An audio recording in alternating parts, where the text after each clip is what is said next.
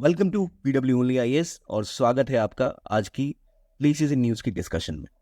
हम इस हफ्ते की सारी लोकेशंस को जो न्यूज़ में है उनको मार्क करेंगे, उनको रिमेंबर करेंगे और आपसे उम्मीद है कि आप उसको एक मैप में या एटलस में, अपने एटलस में उसको एक बार मार्क जरूर कर ले कि ये जगह यहाँ पर है, ये मुझे इस तरह याद हो गई है। तो चलिए शुरू करते हैं आज की डिस्कशन पहले कुछ प्रैक्टिस क्वेश्चन के साथ। Which of the following countries are members of BRICS? BRICS जो शुरू हुआ तो ये ब्रिक के नाम से स्टार्ट हुआ था। ब्राजील, रशिया, इंडिया, चाइना, जिसको जिम नायल ने कहा था कि ये एक विश्व की जो इकोनॉमी है उसकी ब्रिक यानी ईंट की तरह काम करेंगे, जो पूरी अर्थव्यवस्था को पुश करेंगे दुनिया की। लेकिन बाद में इसमें साउथ अफ्रीका ने ज्वाइन किया तो ये ब्रिक्स बन गया और 2024 में ही इसमें कुछ नए मेंबर्स ने ज्वाइन किया। आपको बताना है क्या इसका करेक्ट आंसर है। Egypt, Turkey, Iran, Saudi Arabia, UAE, Argentina, इनके सही आंसर आपको मुझे बताने हैं। फॉर अ बेसिक इन्फॉर्मेशन मैं आपको बता दूं, अर्जेंटीना को इनवाइट था कि वो ज्वाइन करें, लेकिन अर्जेंटीना ने इसको ज्वाइन करने से मना कर दिया था। तो हमारे पास बचे ये 5 देश। क्या ये सभी ब्रिक्स के मेंबर हैं जब एक्सपेंशन हुआ है? तो नहीं, टर्की भी उससे बाहर है। तो कौन कौन बच गया? Egypt, Saudi Arabia, UAE, Iran, ये चारों ही इसके मेंबर हैं। और देखिए जरा कि ब्रिक्स पे आपकी कितनी समझ है। 5 देश जो ज्वाइन हुए हैं उसमें पांचवा कौन सा, मुझे ये बताइए। अगले क्वेश्चन पे आते हैं। एससीओ, शांघाई कोऑपरेशन ऑर्गेनाइजेशन, इसके फाउंडिंग मेंबर्स कौन है? यानी अभी आपको पता है एससीओ में कितने मेंबर्स हैं? 9 मेंबर्स हैं या 10 मेंबर्स हैं? ईरान इसका मेंबर बना है, लेकिन जो जब इसके फाउंडिंग मेंबर्स थे तो कौन कौन थे? आपके पास ऑप्शन है China, Kazakhstan, Kyrgyzstan, Uzbekistan, Turkmenistan. Correct answer में बताइए कौन सा है। मैं आपको बता दूं, एससीओ जो शुरुआत हुई थी 1996 में एक तरह से हुई थी, और जब ये शुरू हुआ था तो 4 देश इसके फाउंडिंग मेंबर्स थे। अगर हम चाइना को नहीं तो चाइना, रशिया, ये दो तो अलग ही थे। इसके अलावा किर्गिस्तान, तजिकिस्तान और कजाकिस्तान, ये सॉरी 5 देश इसके मेंबर थे, मैं 4 कह रहा था। 2 तो हो गए रशिया, चाइना, 3 सेंट्रल एशिया की कंट्रीज, यानी कजाकिस्तान भी इसका मेंबर था, फाउंडिंग मेंबर, और किर्गिस्तान भी इसका मेंबर था, और तजिकिस्तान इसका मेंबर था। तो ये 1 2 3 इसके मेंबर थे। तुर्कमेनिस्तान और उज्बेकिस्तान इसके फाउंडिंग मेंबर्स नहीं थे। विच बी सी और correct answer, which is C. तो आज शंघाई कोऑपरेशन ऑर्गेनाइजेशन में कितने मेंबर्स हैं? मेरा सवाल है कि फाउंडिंग मेंबर्स इसके, चलो ये 5 थे, China, Russia, Kyrgyzstan, Kazakhstan and Tajikistan. और आज इसकी मेंबरशिप कितनी है? आज इसके कितने मेंबर्स हैं?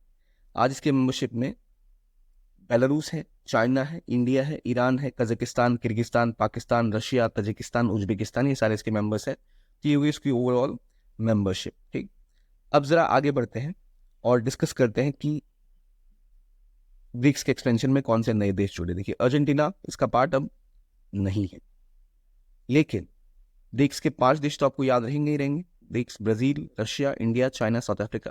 इसमें जो नए मेंबर्स जुड़े हैं वो है Ethiopia from Africa, Egypt again from Africa, Iran from Asia, UAE, Saudi Arabia. तो ये आपके हो गए 10 मेंबर जो इसमें जुड़े हैं, और अब हो गया ब्रिक्स में 10 मेंबर स्टेट बन चुका है। ठीक ठीक उसी तरह से अगर हम एससीओ की तरफ जाते हैं तो एससीओ की मेंबरशिप कुछ इस तरह से है, जहां पर आपको देखने को मिलेगा कि एससीओ में China, Kazakhstan, Kyrgyzstan, Russia, Tajikistan, ये तो होगा भैया इसके फाउंडिंग मेंबर्स 5 के पास। ठीक है, तजिकिस्तान के बाद इसमें जुड़ा उज्बेकिस्तान। ठीक, उज्बेकिस्तान के बाद इसमें जुड़ा India, Pakistan, Iran and Belarus. तो कितने मेंबर्स हो गए? 10 मेंबर्स के हो चुके हैं। अब बेलारूस भी इसको ज्वाइन कर चुका है। बेलारूस ने 2024 में इसको ज्वाइन किया, 2023 में इसको ईरान ने ज्वाइन किया था। तो ये हो गए इसके एससीओ के मेंबर्स। तो सेंट्रल एशिया में ऐसा कौन सा देश है जो एससीओ का मेंबर नहीं है? उसका आंसर होगा Turkmenistan. Turkmenistan is not a member of SCO. ठीक है, याद रखिए तुर्कमेनिस्तान आमतौर पे किसी भी ग्रुप को ज्वाइन नहीं करता है, यह तुर्कमेनिस्तान की खासियत है। तो जब मैं आपसे पूछूं how many members in BRICS 10, how many members in SCO 10, which are the members, ये आपको याद होने चाहिए। ठीक है, अब आगे बढ़ते हैं और अगले टॉपिक के ऊपर आते हैं। लेकिन पहले फिर एक बार सवाल, क्या अर्जेंटीना ब्रिक्स का मेंबर है? नहीं। सऊदी अरेबिया को लेके थोड़ा कंफ्यूजन था, पहले उसने कहा नहीं हम ज्वाइन कर रहे हैं, फिर उसने कहा नहीं ज्वाइन कर रहे हैं। और अभी कई वेबसाइट्स में जून तक ऐसा है कि सऊदी अरेबिया मेंबर बन चुका है ब्रिक्स का। अगले क्वेश्चन की बात करते हैं, तिब्बत चाइना डिस्प्यूट एक्ट पास बाय यूएस कांग्रेस। अब पहली बात, तिब्बत चाइना डिस्प्यूट एक्ट की बात हो रही है, इसको लेकर एक एक्ट यूएस की कांग्रेस में पास हुआ। तो पहली बात, कहां पर है तिब्बत? तो ये रीजन तिब्बत का है, जिसके ऊपर चाइना का भी एक तरह से कंट्रोल है, और यहीं से दलाई लामा फिर जब माइग्रेट करके इंडिया आए थे, और अभी तक बहुत सारे तिब्बतन रिफ्यूजीज इंडिया में रहते हैं, क्योंकि तिब्बत में चाइना अपना प्रभुत्व जमा के रखता है। लेकिन तिब्बत की लोकेशन तो पता चल गई आपको। तो सवाल ये है कि ये जो एक्ट है ये क्या है? तो देखिए, चाइना का ऐसा मानना है कि चाइना का ही तिब्बत है, और चाइना अक्सर कई सारे प्रोपेगेंडा ऐसे लाता है कि भाई हमेशा से इतिहास में हमारा ही तिब्बत के ऊपर कब्जा रहा है। लेकिन इस एक्ट के पास होने के बाद अमेरिका डायरेक्टली दलाई लामा के साथ और बेहतर तरीके से बात कर पाएगा, जो तिब्बतन रिफ्यूजीज है उनके लिए कुछ कर पाएगा, और यहाँ तक उसके कोई अधिकार मिलेगा कि जो ऐसा प्रोपेगेंडा है जहां पर ऐसा क्लीन किया जाता है कि हमेशा से ही तिब्बत के ऊपर चाइना का कब्जा रहा है, ऐसे प्रोपेगेंडा को वो डिस्पेल कर सकता है। तो ये जो चाइना डिस्प्यूट एक्ट है ये पास होने वाला है। कहाँ कहाँ पास हुआ है? असल में यूएस की कांग्रेस में। ठीक है, यूएस की आप कह सकते हो लोकसभा एक तरह से, राज्यसभा तो वहां की सेनेट हो गई। तो वहां ये पास इसलिए हुआ है कि चाइना का किस तरह क्लेम होता है कि हम 700 सालों से इसके ऊपर कब्जा करके बैठे हुए, हमारे अंदर ये तिब्बत, इसको काउंटर किया जा सके, और जो चाइना का अननेसेसरी क्लेम्स है उसको काउंटर करने के लिए, एम्पावर करने के लिए ये एक एक्ट पास हुआ है अमेरिकी कांग्रेस में। तिब्बत कहां पर है ये आपको पता है, चाइना कहाँ है आपको पता है, इंडिया कहाँ है पता है, अमेरिका कहाँ है ये तो आपको पता है ही। तो अब अगले टॉपिक पे आते हैं। इसी तरह जिस तरह अचानक से जाग उठा है ये चीज, उसी प्रकार से एक नई चीज जागी है, वो है आईएनएसटीसी। आईएनएसटीसी क्या होता है? वो होता है international north south transport corridor. ये असल में डेवलप किया गया था, किया जा रहा था रशिया, इंडिया और ईरान के द्वारा, ताकि वो एक नया ट्रेड रूट डेवलप कर सकें। आमतौर पर जो ट्रेड रूट होता है वो कुछ इस प्रकार का होता है कि भारत से अगर आपको रशिया सामान भेजना है तो आप उसको स्वेज कनाल से लेके जाओगे, फिर वो मेडिटेरेनियन सी में जाएगा, फिर वहां से होके हुए नॉर्थ सी होते हुए तब जाकर वो रशिया पहुंचेगा सेंट पीटर्सबर्ग में। लेकिन ये चाहते थे कोई ऐसा रूट हो जिसमें वो शॉर्टकट तरीके से कनेक्ट कर पाए इस पूरे सेंट्रल एशिया, रशिया और इंडिया को। इसके लिए ये नॉर्थ साउथ ट्रांसपोर्ट कॉरिडोर बनाने की बात की थी, जो कि इंडिया की से होते हुए आपका ईरान का जो बंदर अब्बास का पोर्ट है वहां से होते हुए आप अजरबैजान और वहीं से आप रशिया पहुंच जाओगे। तो ये रूट डेवलप करने की कोशिश की गई थी। बाद में सोचा ये गया क्यों ना इस रूट से हम सेंट्रल एशिया के स्टेट को भी जोड़ ले, अफगानिस्तान को भी जोड़ ले। उसके बीच में अशगाबाद एग्रीमेंट को इसमें जोड़ा गया। लेकिन बात ये थी कि ये रास्ता काफी सालों तक बंद हो गया, डेवलप नहीं हो पाया। क्यों? ईरान के ऊपर सैंक्शन लग चुके हैं, रशिया के ऊपर भी सैंक्शन लग चुके हैं। तो सैंक्शंस की वजह से ये जो इंफ्रास्ट्रक्चर है उस तरह से डेवलप नहीं हो पाया। तो आईएनएसटीसी जिस तरह से इसको डेवलप होना था कि आप मुंबई से चलेंगे, बंदर अब्बास जाएंगे रशिया में, ईरान के पोर्ट से आप होते हुए यहाँ घूमते हुए रशिया पहुंच जाएंगे सेंट पीटर्सबर्ग, नया रास्ता बनाने की कोशिश की गई थी international north south transport corridor में। ये ब्लू वाला जो है ये जमीनी रास्ता है, यानी यहाँ मुंबई से आप यहाँ पहुंचे ईरान, ईरान से आप यहाँ या तो कैस्पियन सी जो है इसको पकड़ के आप यहाँ से अस्त्रखान होते हुए पहुंच जाओगे रशिया, या फिर आप अभी अभी अस्त्रखान में रेलवे लाइन डेवलप की जा रही है ये वाले हिस्से में। ये खास बात है, आईएनएसटीसी के अंतर्गत ही अस्त्रखान के आसपास रेलवे लाइन डेवलप की जा रही है। किस चीज के लिए? ताकि वो रशिया को और ज्यादा कनेक्ट कर पाए। इतना हम समझ गए। इंटरनेशनल नॉर्थ साउथ कॉरिडोर क्या था? एक नया रूट जिसमें स्वेज कनाल की जरूरत नहीं पड़ेगी, सीधा लैंड रूट था जो लैंड सी रेलवे इनके थ्रू आप मुंबई को जोड़ते सेंट पीटर्सबर्ग से जो रशिया में है। लेकिन जो सैंक्शन थे उन्होंने इसको आगे नहीं बढ़ने दिया। लेकिन अब रशिया पे जब स्ट्रॉन्ग सैंक्शन लग चुके हैं और यूरोप के देशों ने उनसे ऑयल या एनर्जी खरीदनी बंद कर दी है, तब उनको नए मार्केट्स की बहुत ज्यादा जरूरत है। और स्वेज कनाल के आसपास यहाँ पर यमन के हाउती रिबल्स के द्वारा लगातार हमले किए जा रहे हैं। इन हमलों की वजह से यहाँ पर शिप्स मूव नहीं कर पा रहे थे, काफी दिक्कतें आ रही थी ट्रेड के रूट्स को लेकर। तो ये जो हमेशा स्वेज कनाल है ना, यहाँ से जो ये चोक पॉइंट है इसका नाम है बाब अल मंदेब, यहाँ से यहाँ स्वेज कनाल है, ये रेड सी है पूरा का पूरा, ये है रेड सी, ये है स्वेज कनाल यहाँ जो मेडिटेरेनियन से जोड़ता है, दिस इज स्वेज कनाल। ये है रेड सी, रेड सी से आप जो इधर आते हो अरेबियन सी की तरफ, तो जिस इस स्मॉल चोक पॉइंट को आप कहते हो क्या? बाब अल मंदेब। यहाँ पर अभी हमला कौन करता है? यमन में हाउती रिबल्स हैं, लगातार हमले करते करते इस रास्ते को खराब करके रखा हुआ है।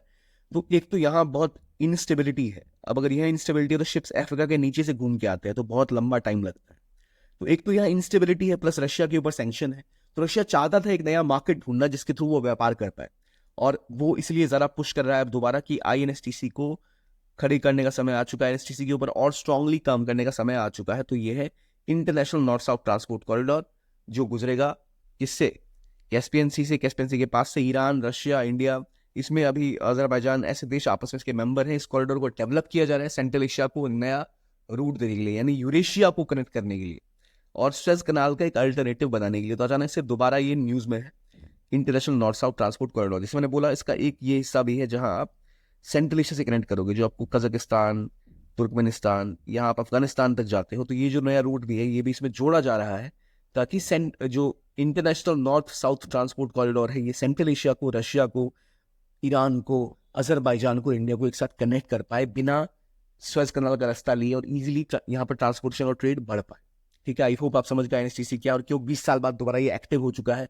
और हाल ही में 10 साल के लिए इंडिया को दोबारा चाबहार का जो पोर्ट एक्सेस है मिल चुका है। Chabahar again is in Iran, तो ये अगेन बहुत रेलेवेंट हो जाता है। ये रहा बंदर अब्बास, तो यहाँ के आसपास यहाँ पर चाबहार है, तो भारत चाबहार के ऊपर भी काम करेगा, तो वहां से भी कनेक्टिविटी बढ़ेगी। तो भारत के लिए बहुत अच्छी खबर होगी अगर ये फिर से एक्टिवेट हो जाता है, तो या फिर जिस तरीके से इसको होना चाहिए ऑपरेशनल होना हो जाता है। तो लेकिन दिक्कत ये है कि अभी तक सैंक्शन से इसलिए भारत की भी समस्याएं बढ़ी हुई। ठीक है, ये है आपका प्रॉपर नॉर्थ साउथ कॉरिडोर। देखो तो ऐसे है कि रेलवेज, रोडवेज पूरी जोड़ने की तैयारी है। इसमें से बोला अशगाबाद एग्रीमेंट भी है। अशगाबाद एग्रीमेंट में आपका ओमान आ गया, या आपको इस पूरी रीजन को आप जोड़ना चाहते हो सेंट्रल एशिया को। तो ये सब रशिया और इंडिया के साथ जुड़ के बेहतर तरीके से चीजें डेवलप करने की कोशिश है। ठीक है, ये रहा चाबहार पोर्ट, ये रहा बंदर अब्बास पोर्ट। चाबहार पोर्ट से आप इंडिया ने दिलाराम जहादान हाईवे भी डेवलप किया था, जहादान से आप अफगानिस्तान जा सकते हो। खास बात ये, आप बिना पाकिस्तान गए आप इन सभी रीजन्स को एक्सेस कर सकते हो, इसलिए भारत के लिए स्ट्रेटेजिकली और इकोनॉमिकली बहुत इंपॉर्टेंट हो सकता है। अब अगले क्वेश्चन पे आते हैं। 5 जो जवान है वो शहीद हो गए क्योंकि एक T-72 टैंक जो है वो पानी में बह गया शॉक रिवर में उसकी तेज धारा के साथ। बीआरओ जो वहां पे रोड बिल्ड करती है, बॉर्डर रोड ऑर्गेनाइजेशन, उसके इस एंडेवर में एक टैंक बह गया और शॉक रिवर में पानी था, वो शॉक रिवर के पानी से रशियन ऑरिजिन T-72 टैंक जो था ये बह गया। तो हम देखते हैं शॉक रिवर कहाँ पर है। ये द्रास कारगिल के ऊपर बहती है, लद्दाख के रीजन में, अक्सर चीन के जस्ट पास। यहाँ देखो ये रहा शॉक रिवर, अगर आप गौर से देखें तो आपको यहाँ दिखेगा इस रीजन में, यहाँ है शॉक रिवर, ये रही शॉक रिवर, ये अक्सर चीन से बहती है। यहाँ कुछ इंपॉर्टेंट इलाके हैं, इधर गलवान रिवर है, LAC, अक्सर चीन का पूरा रीजन यहाँ पर है। तो यहाँ शॉक रिवर बहती है और इस शॉक रिवर के ठीक ऊपर है DBO, दौलत बेग ओल्डी। दौलत बेग ओल्डी में इंडिया एक एयर स्ट्रिप डेवलप कर रहा है ताकि भारत की एयरफोर्स के जो एयरक्राफ्ट से वहां इजीली उतर पाए। और क्योंकि वो नहीं चाहता था चाइना की यहाँ पर कोई ऐसी एयर स्ट्रिप डेवलप हो, इसलिए उसने हमले लगातार यहाँ पे करके रखे कि वो नहीं चाहता है दौलत बेग ओल्डी डेवलप हो पाए। दौलत बेग ओल्डी की बात करें तो कहाँ पर है, इट्स इन लद्दाख। आपसे मैं पूछूं दारबुक कहाँ पर है, श्योक कहाँ पर है, चुसूल कहाँ पर है, फुक्चे कहाँ पर है, न्यूमा कहाँ पर है, पेंगोंग सो कहाँ पर है, दारबुक श्योक डॉब रोड कहाँ पर है, जिसकी बात अभी हो रही है, DOB road, Darbuk Shyok road, DOB road. क्योंकि ये जोड़ता किससे है, दौलत बेग ओल्डी से, जो एयर स्ट्रिप डेवलप कर रहा है, इसलिए इसे इंडिया का, इसलिए इसे दारबुक श्योक DOB रोड कहते हैं, जो दारबुक श्योक को जोड़ता है दौलत बेग ओल्डी से। तो यहाँ जो इंपॉर्टेंट चीजें हैं जो आपको पता होनी चाहिए, पहले श्योक रिवर कहाँ बहती है, दौलत बेग ओल्डी क्या है, और ऑब्वियसली इस रिवर से बहकर कई सोल्जर्स की जाने गई हैं, बट हमें ये पता होना चाहिए लोकेशंस कौन सी है जो हमारे लिए रेलेवेंट है। आई होप आपको आइडिया लग गया होगा इसके बारे में। अब अगले टॉपिक पे चलते हैं। जापान ने पैसिफिक आइलैंड के पास कुछ मिनरल्स पाए हैं और इस मिनरल से वो अपनी जो कोशिश कर रहा है कि अपने पूरे ट्रांसपोर्टेशन और स्ट्रक्चर को EV में कन्वर्ट कर दे, इलेक्ट्रॉनिक व्हीकल्स में। उसके लिए आपको बहुत सारे मिनरल्स चाहिए होते हैं बिल्ड करने के लिए उसे, और इसे ढेर सारे मिनरल मिले हैं पैसिफिक आइलैंड के पास जो तैयार करते हैं जापान को भविष्य में EV में कन्वर्ट करने के लिए। तो पहली बात, वो कहाँ पर मिले हैं जिससे इनको कोबाल्ट वगैरह और निकल वगैरह मिल पाएंगे। वो 10 सालों के अंदर अपने आप को पूरी तरह EV बैटरीज का सिस्टम डेवलप कर पाएंगे बड़े लेवल पे। ऑलरेडी अभी डिपेंडेंस है कहाँ पर, तो अफ्रीकन कंट्रीज के ऊपर, चाहे आप कॉन्गो की बात करो, ऐसे देशों से आपको कोबाल्ट लेके आना पड़ता है। तो अब जापान को जो आइलैंड पे ये मिला है उसका नाम है मिनियामी तोरिशिमा आइलैंड। तो मिनियामी तोरिशिमा आइलैंड यहाँ पैसिफिक आइलैंड के पास है, यहाँ पर जापान को मिले हैं बहुत सारे क्या, तो कोबाल्ट और ऐसे मिनरल्स का सोर्स जिसका इस्तेमाल करके वो अपनी EV इंडस्ट्रीज को पुश कर सकता है। तो मैं बात कर रहा हूँ मिनामी तोरिशिमा आइलैंड की। देखिए जब आप पढ़ते हैं ना जापान के बारे में, तो जापान के कुछ इंपॉर्टेंट आइलैंड्स हैं जो आपको पता होने ही होने चाहिए। देखिए ईस्ट चाइना सी यहाँ पर है, यहाँ है सी ऑफ जापान या जापान सी कह सकते हैं, ये China, north Korea, south Korea. China और जापान में विवाद कहाँ पर है? एक आइलैंड है जिसका नाम है सेनकाकू आइलैंड, जिसके ऊपर अभी जापान का ही कब्जा है। ये रहा सेनकाकू आइलैंड, ठीक है। सेनकाकू आइलैंड से ठीक नीचे है ताइवान। ताइवान के साथ अलग युद्ध चल रहा है जो चाइना का, जो चाइना कहता है ताइवान के ऊपर पूरा का पूरा हम कब्जा ही कर लेंगे। तो चाइना, ताइवान और यहाँ जापान, जापान के आइलैंड लेकिन बहुत दूर तक फैले हुए हैं। तो ये आपको ईस्ट चाइना सी में जापान से बहुत दूर यहाँ पर है सेनकाकू आइलैंड, जिसको लेकर विवाद है इन दोनों देशों के बीच में। दूसरा यहाँ आपको ओकिनावा दिख रहा होगा। ओकिनावा एक बहुत इंपॉर्टेंट प्लेस है जहां पर अमेरिका की नेवल बेस है, अमेरिका की नेवल, जो अमेरिका की मिलिट्री प्रेजेंस है ओकिनावा में है, जिससे उनको सिक्योरिटी की तरह से मिलती है जापान को। इसे अमेरिकी आइलैंड चेन का पार्ट कहा जाता है। अमेरिका की इतनी ज्यादा मिलिट्री प्रेजेंस यहाँ पर है टू प्रोटेक्ट जापान। तो Okinawa is also part of Japan. Senkaku Japan China विवाद की बात करता है। और यहाँ पर इशिगाकी आइलैंड एक और है। अब जब हम इतना पढ़ रहे हैं ना, एक और आइलैंड का मैं बात करूंगा तो याद रखिए सेनकाकू की जब बात हो तो चाइना और जापान का विवाद है। दूसरा ओकिनावा की बात करूं तो वहां पर अमेरिकी प्रेजेंस है, लेकिन वो जापानीज ही कंट्रोल जापानीज आइलैंड है। एक आइलैंड जो हमें और जानना है वो है योनागुनी आइलैंड। योनागुनी आइलैंड याद देखिए, यहाँ पर बिल्कुल छोटा सा योनागुनी आइलैंड है। ये आइलैंड इसलिए आपको याद रखना है कि ताइवान में ना बहुत सारा चाइनीज जो है अक्सर यहाँ पर उनके नेवी के शिप्स वगैरह आते रहते हैं ताकि ताइवान पर दबाव बना सके। और यहाँ आसपास ही एक आइलैंड है जापान का जहाँ बहुत ज़्यादा टूरिज्म होता है, यानी योनागुनी आइलैंड।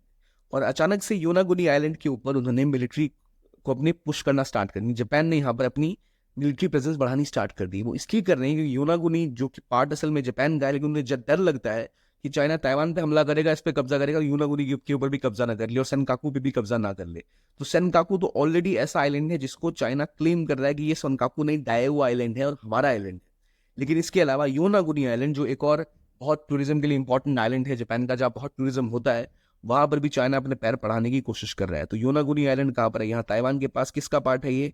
जापान का। सेनकाकू किसका है? जापान का। ओकिनावा किसका है? जापान का। मियाकू, इशिगाकी, ये सारे के सारे जापानीज आइलैंड्स हैं। इनका नाम आपको याद रखना है, खासतौर पे योनागुनी, सेनकाकू, ओकिनावा अक्सर न्यूज में रहते हैं। जापान के लोकेशन क्या है देखिए, ये इंडिया है, तो ये रहा छोटा सा आइलैंड का टुकड़ा टूटा हुआ, ये ताइवान है। इस ताइवान के पास जस्ट इस ताइवान के इधर यहाँ पर योनागुनी आइलैंड है और ऊपर यहाँ पर ओकिनावा आइलैंड है। तो इस तरह आपको याद रखना है। और यहाँ पर छोटा सा ताइवान के एक और सर के ऊपर यहाँ पर छोटा सा आइलैंड और है, सेनकाकू डाइऊ आइलैंड, जहाँ पर चाइना और जापान के बीच में विवाद है। तो ये आपको समझ आ गया कौन कौन से आइलैंड है। थोड़े बहुत नाम थोड़ी सी मुश्किल है पर रिवाइज हो जाएगा इजीली। अगला इंडिया थाईलैंड के बीच में हो रहा है जॉइंट मिलिट्री एक्सरसाइज मैत्री। थाईलैंड कहाँ पे लोकेटेड है और जॉइंट मिलिट्री एक्सरसाइज का नाम क्या है? मैत्री। इसका 13वां संस्करण अभी हो रहा है। ये कहाँ हो रहा है? तो ये हो रहा है इस बार फोर्ट वचिप्रकन इन ताक प्रोविंस ऑफ थाईलैंड। इससे पहले उमराई में हुआ था जो मेघालय में है। ये हो रहा है ताक प्रोविंस में, थाईलैंड के। ताक इज इन थाईलैंड, पहली बात तो मैं ये पता लग गई। दूसरी, पिछली बार कहाँ? उमरोई में हुआ था, मेघालय में। तो ये जो जॉइंट एक्सरसाइज है, इसको जानने से पहले ये तो है ही आपको पता, लेकिन कहाँ पर है थाईलैंड, वेयर इज लोकेटेड? तो थाईलैंड, म्यांमार से आप जब आगे जाएंगे तो आपको थाईलैंड मिलेगा। और यहाँ पर ये रहा वो थाईलैंड का देश। एक पतली सी यहाँ पर आइलैंड की स्ट्रिप है। इसी तरह यहाँ नाम बहुत फेमस है जिसे हम कहते हैं कि ये कोशिश कर रहे हैं यहाँ पर एक, पहले यहाँ एक टनल बनाने की कोशिश थी, इसे कहते हैं इस्थमस ऑफ क्रा, ठीक है। इस्थमस ऑफ क्रा पर अब एक लैंड ब्रिज बनाने की कोशिश थाईलैंड कर रहा है। यह थाईलैंड का देश मलेशिया से लेके म्यांमार तक फैला हुआ। तो इंडिया चाहता है कि साउथ ईस्ट एशिया के साथ भारत और ज्यादा कनेक्ट कर पाए, इसीलिए इंडिया ने थाईलैंड तक एक रोड, जो एक ट्राइलेटरल हाईवे भी बनाया है, India Myanmar Thailand trilateral highway, Asian highway 2 और एशियन हाईवे 1 को जो जोड़ता है, जो मोरे तामू से लेकर जो मैदे मायसोट है यहाँ तक जाता है, पूरे म्यांमार को कवर करते हुए। इंडिया का प्लान ये है कि भविष्य में इसको हम जो हम यहाँ तक लेके आ रहे हैं, इसको हम और खींच के वियतनाम तक लेके चले जाएंगे। तो उससे हम बेहतर लेवल पे कनेक्टेड हो पाएंगे पूरे के पूरे central Asia, south east Asia के साथ, जिससे हमारी डेवलपमेंट बढ़ेगी। तो ये रेलेवेंट है, ये हमें पता होना चाहिए भाई, यहाँ से यहाँ तक का इंडिया का प्लान है। लेकिन अभी trilateral highway India Myanmar Thailand का ऑलरेडी बन चुका है। थाईलैंड के साथ इंडिया का टूरिज्म वगैरह बहुत ज़्यादा लेवल पे डेवलप्ड है। और जो इस बार की जो जॉइंट मिलिट्री कॉपरेशन हो रही है वो ताक में हो रही है। ताक यहाँ पर लोकेटेड है, ये रहा ताक, ताक इन थाईलैंड। यहाँ पर इंडिया और मैत्री जो हो रही है ताक में हो रहा है। ताक इज इन थाईलैंड, इस जगह पर जहाँ पर जॉइंट मिलिट्री एक्सरसाइज हो रही है। ये रहा लाओस, इधर कंबोडिया है, यहाँ वियतनाम है। अब एक चीज और समझिए आप, Laos is land locked, Cambodia के पास यहाँ पर सी का एक्सेस है। हम बार बार डिस्कस करते हैं कि Cambodia, Laos, Vietnam, Thailand, Myanmar, CLMVT, ये 5 देश पे भारत बहुत फोकस करता है ताकि भारत साउथ ईस्ट एशिया के साथ संबंधों को डेवलप कर पाए। Cambodia, Laos, Myanmar, Vietnam, Thailand, और थाईलैंड के साथ India already, India Myanmar Thailand trilateral highway develop कर रहा है, ऑलमोस्ट बन चुका है। ये बातें हो गई। इसकी इस रीजन में कौन सी एक लैंड लॉक कंट्री आपको दिख रही है मैप पे, तो लाओस इकलौती यहाँ पर लैंड लॉक कंट्री है साउथ ईस्ट एशिया में, ठीक है। और थाईलैंड का ये भी आप समझ गए कहाँ पर हो रही है, टाक में इस बार हो रही है। टाक कहाँ है? थाईलैंड में। इससे पहले क्या हुआ थी, उमरोई मेघालय में इनकी जॉइंट मिलिट्री एक्सरसाइज मैत्री। ये तो हो गया हमारा आज का डिस्कशन अलग अलग टॉपिक्स के ऊपर। अब मैं आपसे फिर एक बार पूछता हूँ, ब्रिक्स के मेंबर्स कौन कौन से हैं, SCO के मेंबर्स कौन कौन से हैं, ठीक है, योनागोनी आइलैंड कहाँ पर है, कौन कंट्रोल करता है। इस तरह के सवाल आप मैप पे जब तक आइडेंटिफाई नहीं करेंगे आपको याद नहीं रह पाएंगे। तो ऐसे और वीडियोस, ऐसा कंटेंट अगर आप चाहते हैं तो हमारा Telegram channel PW Only AS official join कर सकते हैं। इस वीडियो के लिए इतना ही, देखने के लिए बहुत बहुत धन्यवाद। Keep on watching PW Only AS and have a nice day.